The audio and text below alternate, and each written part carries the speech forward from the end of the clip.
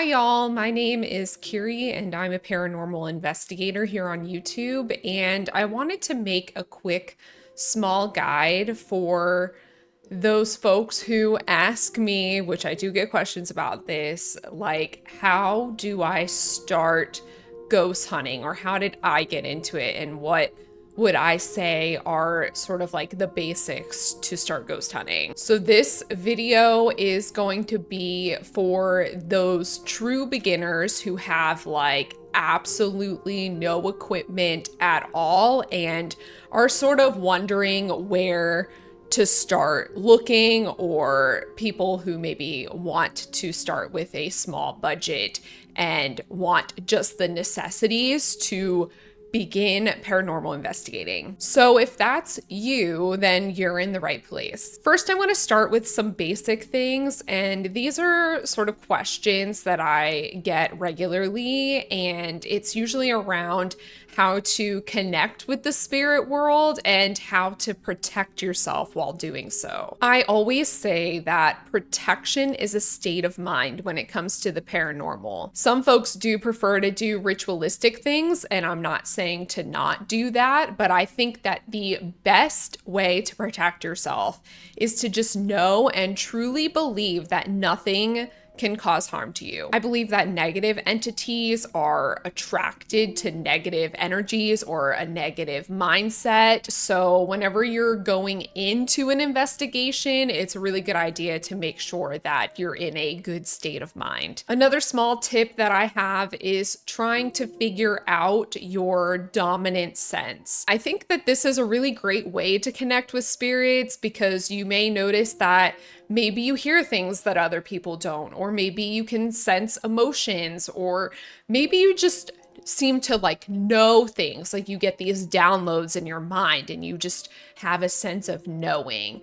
And these are all descriptions of various types of clairs. And it's definitely something that I recommend looking into for yourself to try to connect with spirits. When you're on a ghost hunt, a lot of things are going to happen that may make you second guess yourself. Did you hear that right? Is that a feeling you actually got coming from a spirit, or are you just anxious? Obviously, it's good to be skeptical and use your discernment, but if your gut is trying to tell you something isn't quite as it seems, and it may feel almost like crazy in the moment, don't be scared to trust in your intuition. A lot of times when you do trust yourself in this way, you'll notice that the evidence that you gather and collect actually reflects what your intuition was trying to tell you in the first place. So now I want to get into some of the basic tools that you would need to begin a paranormal investigation. And all of these things are going to be rather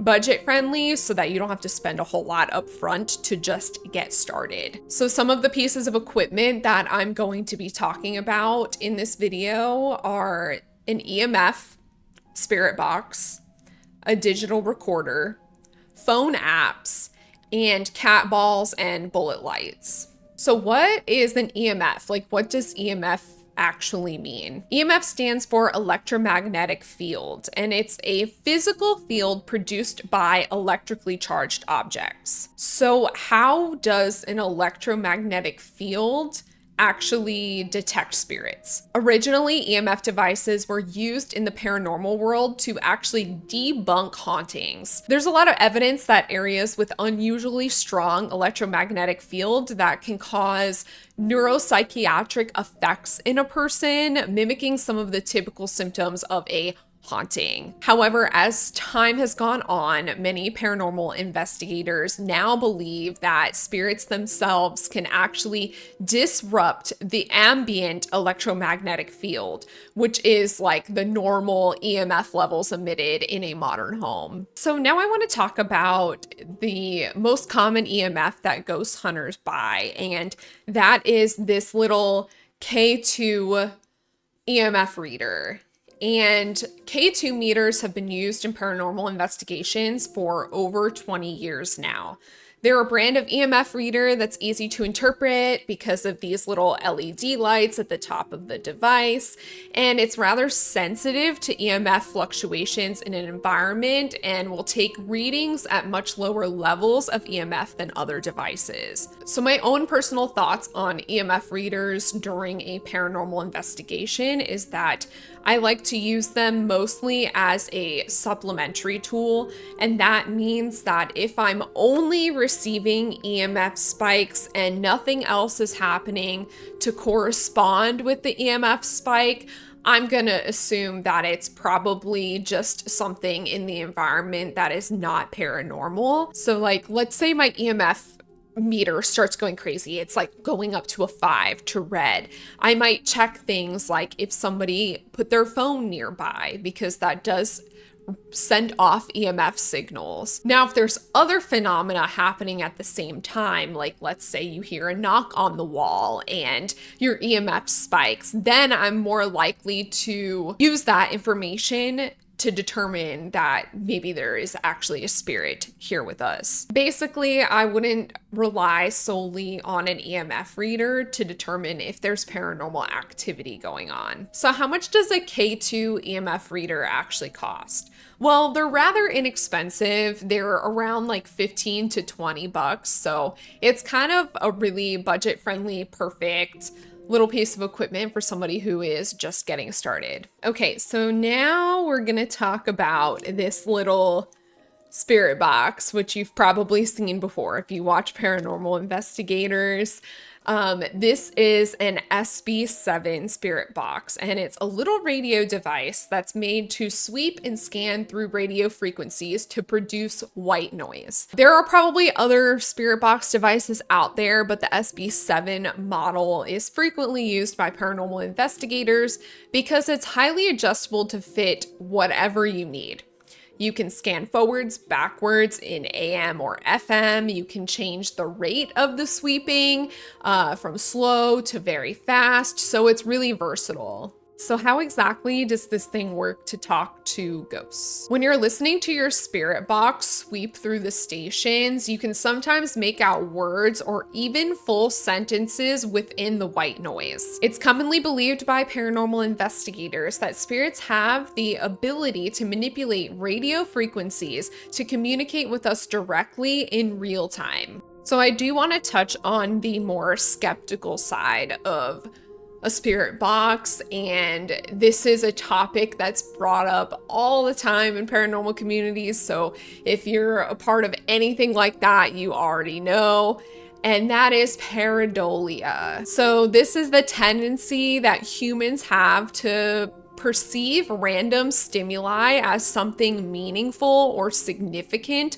when it really is just random. So personally, I'm somebody who investigates the paranormal for fun, and I think there's truth in both of these ideas, like a spirit box being able to communicate with spirits. I think that sometimes maybe it really is pareidolia that's happening. But this is where you can take your investigation to the next level with your spirit box, and this is one of my favorite ways to communicate with spirits, and that's something that we in the paranormal community call the Estes method. So what is an Estes method?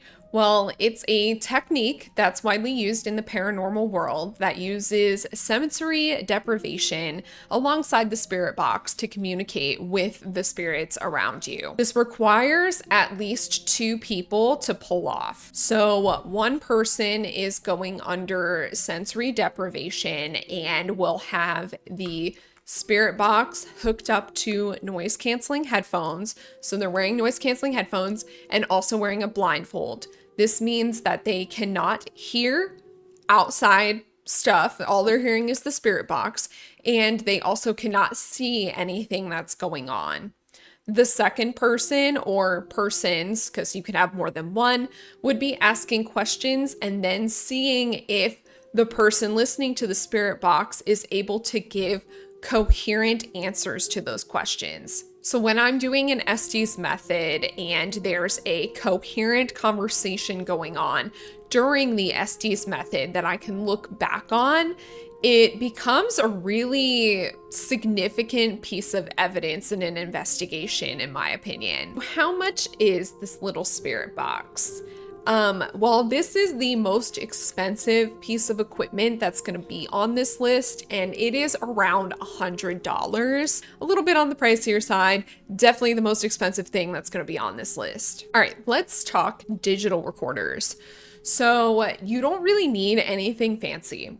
Honestly, I think I got this little digital recorder on Amazon for like $10, maybe $15. And the way that you can use this in an investigation is to record a conversation. So you might ask the spirit a question, you would have this recording and say, "What is your name, spirit?" And this thing can potentially pick up what's called an EVP, which is an electronic voice phenomena. And the way EVPs work is there may be a voice that is happening in the moment that you might not be able to distinguish, and the digital recorder would pick up this voice and record it so that you can hear it when you play the track back. I feel like this is one of the most old school ways to ghost hunt, and the only downside really is that you're not getting interactions like in real time like you would with a spirit box, but you can absolutely capture some really weird things on a digital recorder, so I think it's worth to have in your arsenal as a beginner. Another really useful, very affordable, cheap piece of equipment that you can get is these little cat balls. So this is literally a cat toy. You turn it on and it lights up. It's motion censored, so you would put it down on something, and if it gets touched, it'll light up. This one lights up for like 10 seconds. I feel like these were really cheap. I got like a whole pack of them for like 10, 15 bucks. And they're actually some of my favorite ways to determine if there's like spirit activity. There's also like little bullet lights that folks have. I actually don't have any. They're not particularly my favorite thing, but I know a lot of people love them and use them, and they're like a twist on little light. And the whole point is to twist it until it's like almost on. And the idea is that a spirit can interact with that and turn it on for you. The last thing I want to talk about is actually phone apps. So I have two that I want to talk about today. And the first one is this app called Spirit Talker. You're probably familiar with it if you watch paranormal videos or even if you watch my videos. Yeah, so what it does is it's sort of like a spirit box, but it has a word bank stored within it, and it kind of spews out random words and sometimes phrases, things like that. And this is going by the idea that ghosts can manipulate electronic devices, and they can sometimes do the same with the app. So I will say like 90% of the time, I kind of think this app is spurting out random nonsense, and you do need to use a bit of deduction skills to figure out if a spirit is actually interacting with it or not. I use this app mostly as supplementary, sort of like the EMF device, and sometimes I've had it say stuff that's like completely in context to what's going on, or even like corroborates a different piece of evidence. So I might get a name on the spirit box and I get the same name on Spirit Talker, and that just makes that evidence feel more solid to me. Overall, I mean, it's just a really fun app. It's fun, and sometimes you'd be surprised at the intelligent responses that you can get from it. I died suddenly. I died suddenly. As far as how much Spirit Talker costs, it is $5.49 in the App Store, so very affordable. Everybody has a smartphone. I feel like this one's a no-brainer. Easy to get. Who's speaking? Who's speaking? It's me, Curie. Maybe there's just... Shield. It's rapid fire right now. I don't know why. I do have some haunted items in here. but it kind of is just spewing out nonsense. I don't know. Moving on. The other phone app that I want to talk about is an app called Necrophonic. So, this is a $10 app in the App Store, and I would say that this is almost a must-have for a modern ghost hunter, especially if you don't have the money to spend on like an actual spirit box, which I said is the most expensive piece of equipment on this list, $100. This is $10, but it works similarly to Spirit Talker and the Spirit Box. However, instead of a word bank, it actually uses a sound bank. So this means there's no real words stored in this. It is sounds like ch, things like that. And the idea is that the ghost interacting with this device would have to put together sounds to form words, phrases, whatever. And I don't know, this is a really cool tool to have. And I personally have had a lot of good evidence and experiences with it, so I do highly recommend it. I can kind of let y'all hear what it sounds like.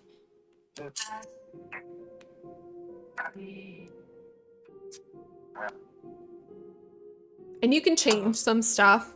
Like you can do an echo if it goes. So you can do reverb. You can do more white noise. You can do less white noise. So it's also like really adjustable, which is really cool. And that about wraps up what I think you would need for a beginner basic ghost hunting arsenal to get started in your paranormal investigating journey. Like I said, these are all budget friendly, so you don't have to spend a fortune getting into your new hobby. I think if you were to get everything on this list, you have plenty of stuff to play around with and start to try to talk to spirits. Anyways, let me know if you enjoyed this video or if it was helpful to you at all, and maybe to see if you would want an intermediate or advanced sort of ghost hunting 101 type video. Definitely let me know in a comment below. And yeah, that's all I have for you today, and I hope to see you in the next video. Hopefully a new ghost hunting video is gonna happen soon. Thanks for stopping by. I really appreciate it. And yeah, have a good rest of your day. See ya.